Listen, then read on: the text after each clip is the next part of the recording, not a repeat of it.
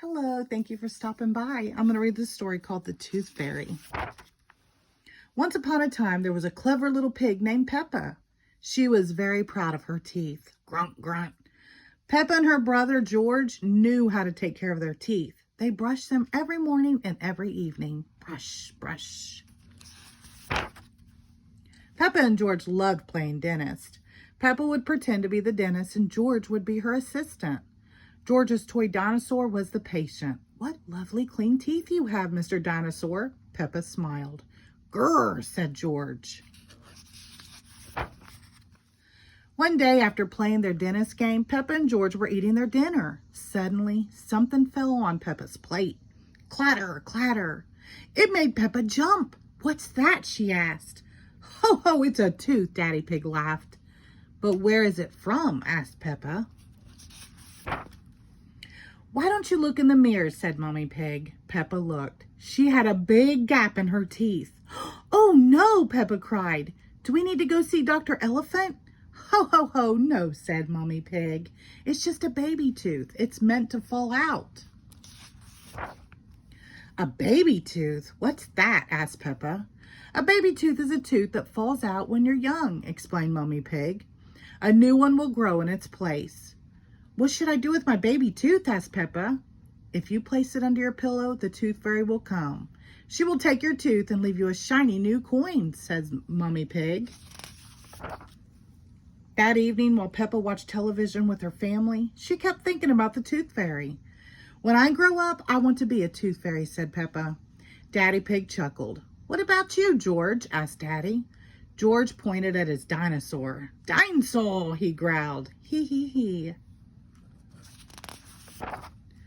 "Come on, George," shouted Peppa. "We don't want to miss the Tooth Fairy." They both ran up the stairs to get ready for bed. "What are you doing, Peppa?" asked Daddy Pig.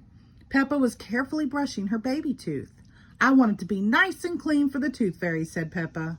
Snort, snort. Peppa tucked the tooth under her pillow. "Are you sure the Tooth Fairy will be able to find it?" she asked. "I promise," said Mommy Pig. "Just you wait and see. Good night, Peppa and George. Good night, Mommy. Good night, Daddy. Hee hee hee." "I'm going to wait up all night for the Tooth Fairy," Peppa said. "George, let's not go to sleep." George smiled and nodded. Peppa waited and waited. She could hear something. "Is that the Tooth Fairy?" Peppa wondered. "George," she whispered, "did you hear that?" "Can you see the Tooth Fairy?" She climbed down to look at George. He was fast asleep. It was him making the noise. "I am much better at staying awake than George," Peppa sighed. She settled back into her bed. After a while, her eyes started to close. She quickly opened them again. "I am going to stay awake and see the Tooth Fairy," Peppa said to herself firmly. But soon she was asleep. Twinkle, twinkle, what was that? It was the Tooth Fairy. "Hello, Peppa," she whispered. "Would you like a coin in exchange for your tooth?"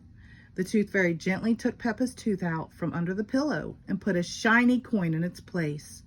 "What a lovely clean tooth," the Tooth Fairy said. "Thank you very much."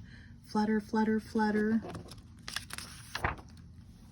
The next morning, Peppa found the shiny coin under her pillow. "Mommy, the Tooth Fairy did come after all," she shouted, jumping up and down. "Oh, I wish I had seen the Tooth Fairy," Peppa sighed. "Next time, I'm definitely going to stay awake all night."